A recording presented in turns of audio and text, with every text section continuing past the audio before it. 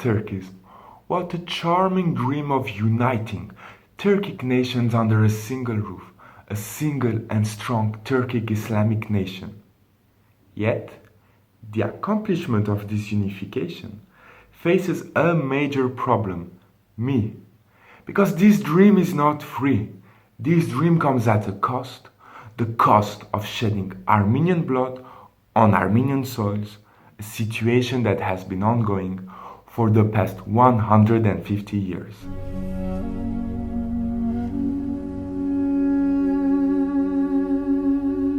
Let's have a closer look.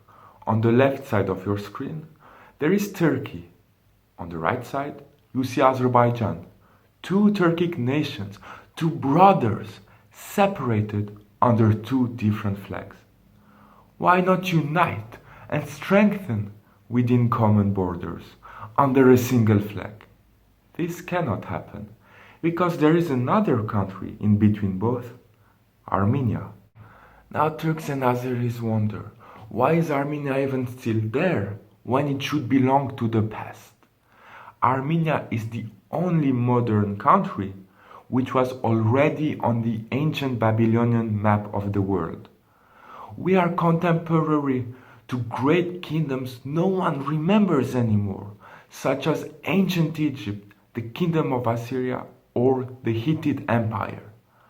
Persians invaded us, Alexander the Great came by to say hi, Romans knocked at our doors, Arabs invaded us, Turks, Mongols, Russians. But every time we took our independence back, and every time, to the discontents of today's Turk, we stood strong as Armenians. Now there is another issue with Armenia that hinders the unification of Turkic nations. Armenia is the very first Christian nation in the world. Let's say Turks and Azeris decide to invade Armenia and create the Turkic nation of their dreams, which then would encompass the Armenians. How could they, Turks and Azeris, claim they now constitute a strong Islamic nation and keep credibility if they live alongside the very first infidels of the world, the very first Gyavurs? They simply cannot. Now, for most of you, I suppose, the reality of Panturkism should be crystal clear. It is just a dream, an unfeasible one, and nothing more. But Turks and Azeris don't give up on their dreams so easily. If drastic measures need to be taken, drastic measures shall be taken. Armenia has to disappear. Now let's start with the beginning. This terrible quest of transforming Armenia into some kind of mythological land like Atlantis emerged in the 1880s with the pan-Turkism movement. At that time, Armenia was divided in two. On the one side, Western Armenia was part of the Ottoman Empire or modern-day Turkey. On the other side, Eastern Armenia, as well as Azerbaijan, was part of the Russian Empire. The first to take action were the Turks in Western Armenia.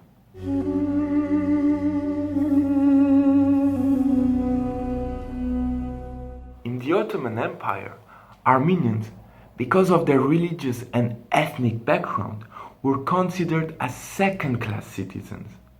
In the late 19th century, Armenians demanded legal and tax reforms and asked for their dignity to be restored. Sultan Abdul Hamid II, aka the Butcher, had an answer to the Armenian problem. He armed brigands and sent them to Armenian villages for plunder, rape and murder. 300,000 Armenians died. In 1915, a couple of years after the Young Turk Revolution, the massacres took a whole new dimension. At that time, the Ottoman Empire was ruled by a triumvirate, aka the three Pashas, Ismail Enver Pasha, Ahmed Cemal Pasha, and the most sinister of them all, the Grand Vizier Mehmed Talat Pasha. They planned and executed a policy of systematic extermination of the entire Armenian population. Regardless of age and gender, they forced Armenians to march towards concentration camps in the desert of Syria or Mesopotamia. Deprived from food and water under the burning sun, Armenians died from starvation, thirst, diseases, rape, and murder. Talat Pasha praised himself. I have accomplished more towards solving the Armenian problem in 3 months than Abdul Hamid accomplished in 30 years. Contrary to what today's media sometimes tend to portray, Islam does not tolerate the killing of an innocent and will not allow killings of an innocent be claimed to have been committed in the name of Islam. As a parenthesis, please keep this in mind during the rest of the video, because I do not want you to think that this is some kind of Muslim versus Christian war. In the contrary, this is what Turkey and Azerbaijan tend to pretend in order to rally Muslim countries to their cause. But pan-Turkism is purely a nationalistic ambition which has nothing to do with religious duty. Now, if we come back to the genocide, we can notice that Turks took into account a Muslim cannot kill principle and believe they found a way to bypass it. Even today, Turks claim that they only deported Armenians into the desert, but that Armenians died of starvation and thirst. Hence, they honestly believe the Ottoman Empire cannot be guilty of genocide. What? They deliberately starved Armenians to death, and so far they still accuse hunger of being the murderer. This is not how guilt works. 3-year-old kids experience the feeling of guilt. Even, maybe not a cat, but a dog looks at you with guilt in his eyes when he did something wrong.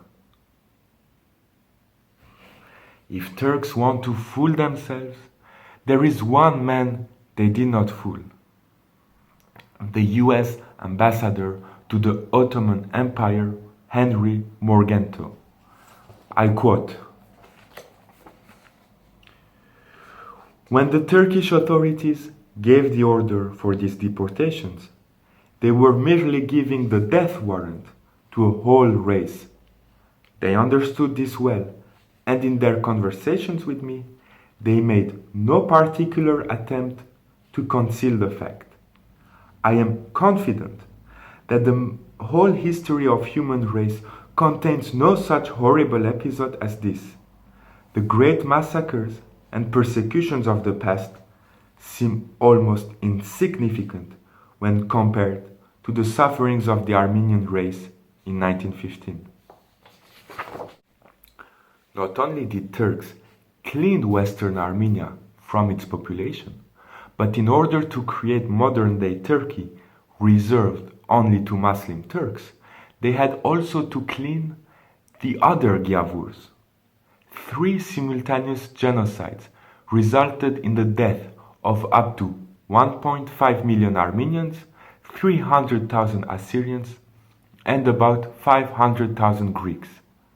The aim of a genocide is not only to annihilate an entire population, it is not only to wipe out a nation from world maps, but it is also to remove this nation from human history. You might never have heard about Western Armenia before this video. After the genocide in 1941, Turkey decided to rename the region from Western Armenia into Eastern Anatolia, although it has nothing to do with Anatolia. Turkey also changed the name of 3,500 Armenian locations, 400 Assyrian locations, and about 4,000 Greek locations. Now a Turk living, let's say in Süleymanli, has no idea that in the time of his or her grandparents, the town was called Zeytun, and was inhabited solely by Armenians. How would he or she know? No one has ever told him or her about the genocide. In Turkey, mentioning the Armenian genocide is a constitutional crime and you'll get arrested for it. However, few Armenians have managed to escape the genocide, confused with God on why he did not stop the wrath of Turks. These survivors, orphans, with no family, no money, and unable to speak a foreign language, found asylum in foreign countries. Even today, we, Armenians, now spread around the world, are so grateful for the hospitality of these countries towards our grandparents and great-grandparents, without which Armenians would have been sent into oblivion. We, the descendants of the survivors, bear the heavy duty of keeping the memory of our ancestors alive, which is why I'm making this video. Because a genocide, as I told you, is twofold: kill everyone and remove them from history books. Now, to achieve the destruction of Western Armenia, Turkey faces a problem. Me again, this video, the memory of my family. This is why Armenians accuse modern-day Turkey of still actively taking part in the genocide. Not because of the killings, but because they desire to finalize the crime and complete the destruction of our culture by annihilating our memories.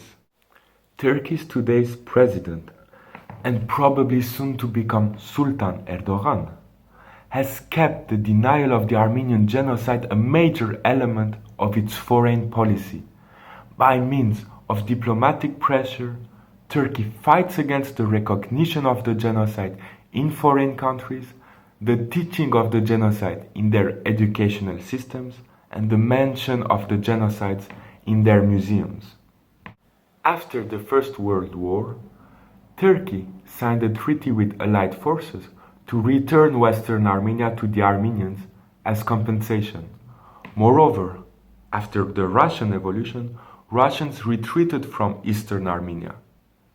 If the situation was left as such, Armenians would have been able to live peacefully on their fatherlands. However, Turkey and Azerbaijan saw this as an opportunity to get rid of the now defenseless Armenians once and for all. Not only did Turkey refuse to restore, as agreed upon, Western Armenian lands to the Armenians, but it attempted to invade Eastern Armenia from the west. As for Azerbaijan, it entered into war from the east. With the final hope of survival, Armenians blocked the advance of the Turkish army at Sardarabad, while winning its battles against Azerbaijan in the eastern front lines. Armenians earned the right to claim their independence. But their newly formed republic could not hold such a delicate situation eternally. After just 2 years of independence, in order to survive, Armenia had no other choice but to join the newly formed Soviet Union, which Azerbaijan had also joined.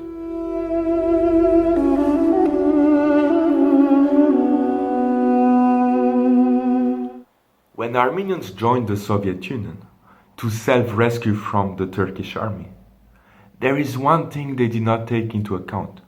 The Soviet Union, in order to demonstrate its good faith, offered some additional Armenian regions to Turkey, such as Kars, while made other Armenian regions part of Azerbaijan, namely Nakhichevan. Also, Stalin wrongly assumed that Ataturk could become an ally against Western imperialism. To please the Turkish ruler, he additionally decided to make the Armenian region of Karabakh another autonomous region of Azerbaijan. However, since that day, and for the coming years, every time Turkey sends its troops on the western border of what is left of Armenia, Russians warn them that if they cross the border, they will retaliate. If Turkey played its part in annihilating Western Armenia, it was now Azerbaijan's turn to do the same in Eastern Armenia. Azeris' first targets were the Armenian territories newly offered to them, it is to say Nakhichevan and Karabakh. Azerbaijan wasted no time in depopulating Nakhichevan from all of its Armenian inhabitants, and in less than 50 years, almost all of them had been transferred. As if that was not enough, similar to what happened in Western Armenia, the territory now needed to be cleaned of any Armenian marks. Until the present day, Azeris in Nakhichevan continue to destroy Armenian heritage from the territory, such as a large medieval cemetery in 2006. Armenians in Nagorno-Karabagh, who had limited cultural and religious rights, feared to suffer the same fate as in Nakhichevan. There also, the Armenian population was decreasing, yet at a much slower pace. For information, from 95% in the beginning of the Soviet Union, it decreased to less than 80% at the end of it. Therefore, in 1988, through the right of self-determination granted in the Soviet Constitution, the Parliament of Karabakh voted in favor of separating the region from Azerbaijan. This very expression of the region's will of freedom literally led Azerbaijan to a manhunt of Armenians, and in 1991, after the collapse of the Soviet Union and following anti-Armenian pogroms in Sumgait, Kirovabad and Baku, Karabakh declared its independence in conjunction with the independence of Armenia and Azerbaijan. As you might have expected, Azerbaijan resisted this separation and the pogroms escalated into a full-scale war. On the one side, there were Armenians from Karabakh, backed up by Armenians from Armenia and the diaspora. On the other side, there was Azerbaijan, advised by Turkey and from which it received military aid since, I remind you, Russia forbids Turkey to actively enter in war against Armenia. Turkish politician Karabakh reminded the importance of Karabakh war in the pan-turkism movement. The aim of all Turks is to unite with the Turkic borders. History is affording us today the last opportunity. In order for the Islamic world not to be forever fragmented, it is necessary that the campaign against Karabakh be not allowed to abate. Both Turkey and Azerbaijan try to appeal Muslims into participating in this war. However, the vast majority of non-Turkic Muslims had no reason whatsoever to participate in this quest of destroying the very first Christian nation in the world for the purpose of creating a strong Muslim nation. Moreover, as I've mentioned in part 2, after the genocide in Western Armenia, Armenians would have disappeared without the help of foster countries, many of which were Arabic, such as Lebanon or Syria. Still, during the Karabakh War, Azerbaijan, besides from mercenaries it hired, counted on the help of Afghan mujahideen, Chechen volunteers and guerrilla fighters, Turkish members of the neo-fascist organization Grey Wolves, and Afghans from the HIG terrorist organization. Everything seemed in favor of Azerbaijan, whether it was the number of tanks, of planes, of available soldiers. Yet Azerbaijan was defeated, and the reason of this defeat had already been pointed out by the Peace Nobel Andrei Sakharov before the war went full scale. For Azerbaijan, the issue of Karabakh is a matter of ambition. For the Armenians of Karabakh, it is a matter of life or death. Armenians were more determined to fight this war than Azeris, because they were protecting their land, their families, and to a further extent, their identity, whereas Azeris only hoped for territorial gain and for restoring colonial borders granted to them by Stalin. This was also well understood by Basayev, leader of the Chechen movement, who withdrew his forces out of the conflict because he felt the war was more about nationalism than religion. He later confessed that he and his battalion had only lost once when fighting an Armenian battalion in Karabakh. Victorious of the decolonization war, Karabakh took its independence, and although it is not yet internationally recognized, it now has its own parliament, government, army, and president.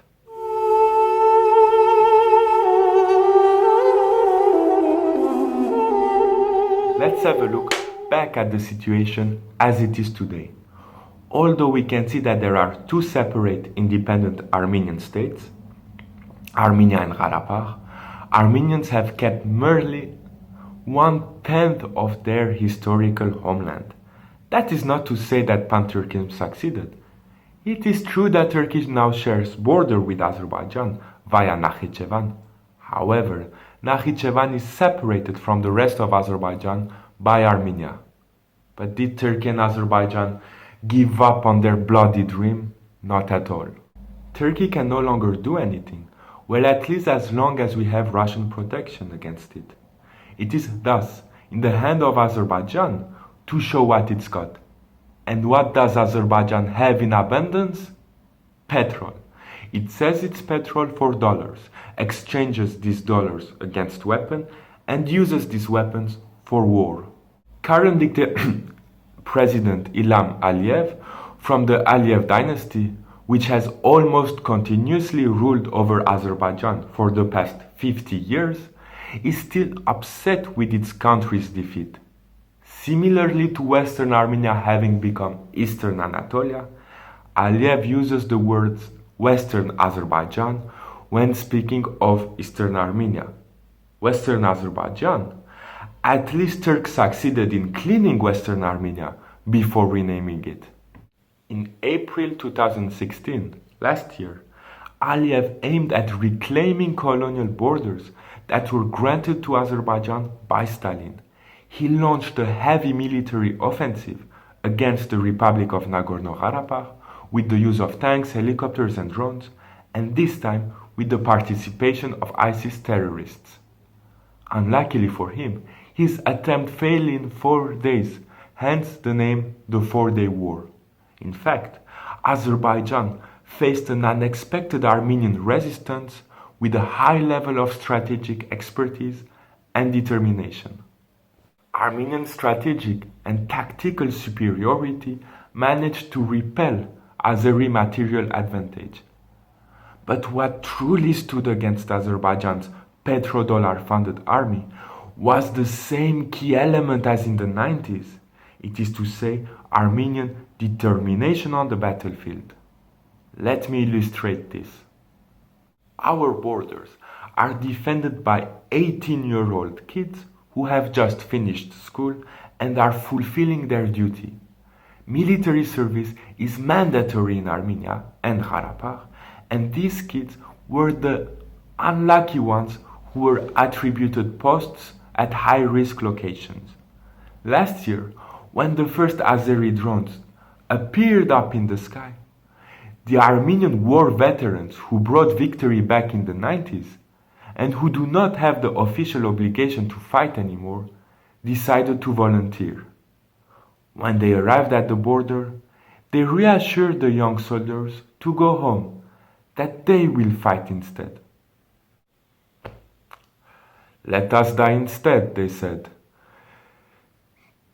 claiming they had more experience than the kids and that the kids had their lives to live ahead of them. But the 18-year-old young soldiers proved that they were not kids anymore when they replied calmly that they have been attributed these posts at the border and that it is their duty to defend them. They will, for no reason whatsoever, abandon these posts, and that the veterans, if they still wanted to fight, they should wait in line and replace them only after they die. Besides the young soldiers and the older veterans, women were ready to join battle. Now it was not allowed for Armenian women to fight up until 2014, when officials finally bowed down to women's continuous claim to the right of defending their country. Don't get me wrong, Armenian men are reluctant to see women fight alongside them, not because they believe women are less capable, but because they fear what this kind of enemy, Turkic enemy, can do to these women, sisters, mothers, daughters, if they were to get captured. Finally, Armenians have a strong diaspora that has spread all around the world as a result of the genocide. Thousands of men from abroad, most of whom have never lived in Armenia, and some of whom have no military training whatsoever, took the first flight to Armenia and Karabakh the instant they heard drones were flying over our borders. They went to bring even the smallest difference in the outcome. But what makes Armenians so determined to fight? Young and older soldiers, men and women, on duty or volunteers, citizens or foreigners. What makes an Armenian go on a battlefield and face better equipped enemies, both greater in numbers of soldiers and of military vehicles? Is it because Armenians are some kind of daredevils that back down before nothing? Very probably. Is it because they are too proud to surrender? Most certainly. Is it because they have strong faith and believe in afterlife? Maybe.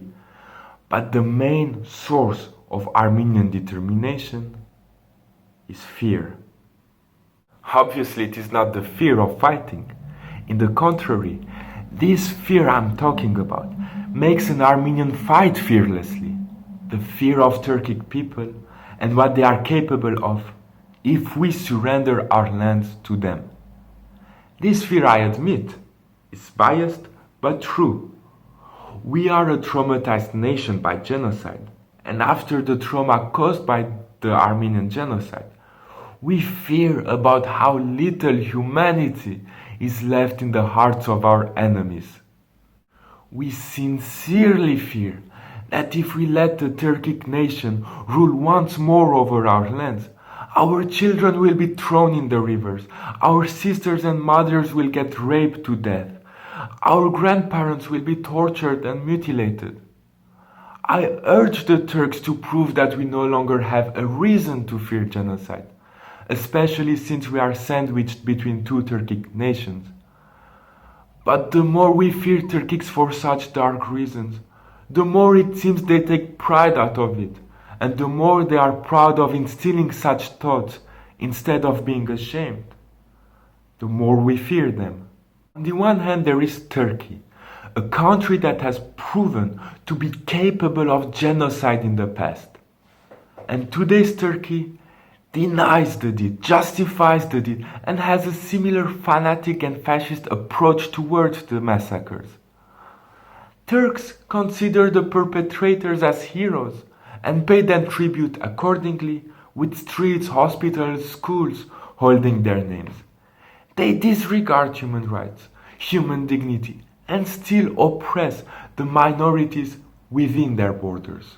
And if a Turk is confronted to the fanatic history of its country, it honestly believes that the other nations are just jealous of what Turkey is capable of, that the other nations are corrupted by an inferiority complex. On the other hand, there is Azerbaijan, of which the president declares that all Armenians from around the world, me again, are the worst enemies of his state, and that following an opinion poll, 90% of the population agrees with such an Armenophobic statement. Moreover, in 2004, the Azerbaijani officer Ramil Safarov murdered an Armenian lieutenant in his sleep with an axe during a NATO conference in Budapest. Safarov was extradited back home and welcomed as hero in a nation which praises murderers. And during last year's 4-day war, an Armenian elderly couple, too weak to escape their village, was found mutilated and with ears cut off.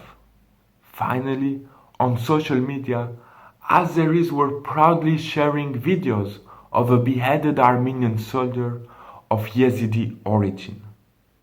I repeat myself, this fear is linked to a trauma and might not be relevant anymore. In fact, many brave and great Turkish professors now dare to teach about the genocide, historians to write about the genocide, filmmakers to show pictures of the genocide, and people to start questioning the Turkish official version of history. But then again, how many of them have been arrested or exiled? How many of them have been publicly criticized and rejected from their society? Turkics have proven capable of genocide. Nothing guarantees us they are not capable of doing it again. In the contrary, it seems they are more than ready to repeat the past if the occasion arises. This is why Armenians from all horizons are ready to fight on the battlefield, because we all believe that we have more chances of survival fighting underdog battles against armies with superior firepower than by surrendering our lands to a Turkic nation. There is no way Armenians shall accept that the Democratic Republic of Nagorno-Karabagh reintegrates Azeri brutal and oppressing dictatorial regime that tortures its own citizens, journalists and historians if they dare to speak against their regime. And this, no matter what international opinion says. Our will to survive and to protect our identity is above international pressure. Because yes, the United Nations Assembly voted that Karabakh should no longer be an independent democratic republic, but should rather return under Azeri dictatorship. 39 countries voted in favor of such puzzling resolution. But if we take a closer look at these countries, we see that the vast majority of them are members of the OIC, Organization of Islamic Cooperation. Afghanistan, Azerbaijan, Bahrain, Bangladesh, Brunei Darussalam, Comoros, Djibouti, Gambia, Indonesia, Iraq, Jordan, Kuwait, Libya, Malaysia, Maldives, Morocco, Myanmar, Niger, Nigeria, Oman, Pakistan, Qatar, Saudi Arabia, Senegal, Sierra Leone, Somalia, Sudan, Turkey, Uganda, United Arab Emirates, Uzbekistan and Yemen. Pakistan goes even one step further, as it is the only country in the world, by solidarity with Muslim Azerbaijan, that does not recognize Armenia in itself as a country. I just hope that all these countries will realize, the same way Chechens did in the 90s, that the Turkic holy war in Armenia has nothing holy in it, and that the Turkic jihad is rather a nationalist ambition in disguise than a religious mission. And what an ambition! The destruction of one of the 5 most ancient and still existing nations in the world, and of the very first Christian country in the world to create a new Muslim Turkic superpower.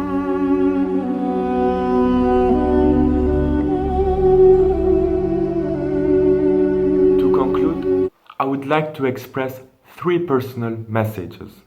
First, to the Armenians, and especially those who, like me, no longer live in Armenia. May you love and defend your home country as if it was Armenia. Because without our new homes, we would no longer exist. However, never forget where you come from, the very roots of your family. The day we forget we are Armenians, we let genocide win. This goes way beyond the conflict between Turks and Armenians. This is about the message we send to the entire humanity. Genocides can be committed by any culture, and any culture can be victim of it. It is our duty to prevent others to experience the same trauma as our nation by showing them that the genocides cannot be victorious. Secondly, I would like to address myself to the Muslims out there, the real ones. Unfortunately, I do not know much about Islam, but I honestly believe the Islam depicted on social media, on the radio, in the news, on TV, is not the real Islam. To the real Muslims, make your voice be heard louder than those who tarnish the image of your religion, and do not get influenced by them, but instead reject and accuse them. Show the world that Islam is about peace and love. Third, Turkey. Stop trying to rip other nations of their human rights and human dignity by legislating fascist laws in your country and by using diplomatic pressure to make the same in countries where we live. Because there are things above the law, such as fundamental rights, human rights, cannot be taken away from a person. They can only be disrespected. Hence, my right to my human dignity and to my identity is fundamentally mine, no matter your actions. And if you Turks continue to disrespect my human dignity, it is not my humanity that is at stake, but yours. Last week, it has been 102 years since the genocide. If you Turks still come to me to deny or justify a genocide, that would not do. If you come to me proposing that the past is the past, let's forget about it and move on forward, that would not do either. Remembering the genocides is the only way to prevent them from happening again. Hitler wondered, who after all speaks today of the annihilation of the Armenians, and thought he could do the same to the Jews and make people forget about it. If the past cannot be forgotten, it can be forgiven.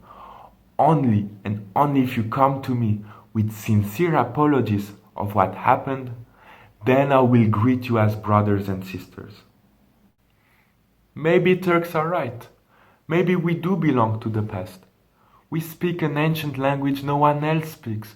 We use an alphabet no one else uses. And we tell our children tales of mythological heroes no one else remembers. Yet, we belong to the present because with each Armenian kid learning Armenian, the language reborns, with each Armenian kid to whom we attribute an Armenian name, these ancient tales take life again. And we surely will do anything for these children to be part of the future as Armenians. I guess it's too good to be Armenian to let Turkics decide when our time is over. Hayır, Ayfat'ı.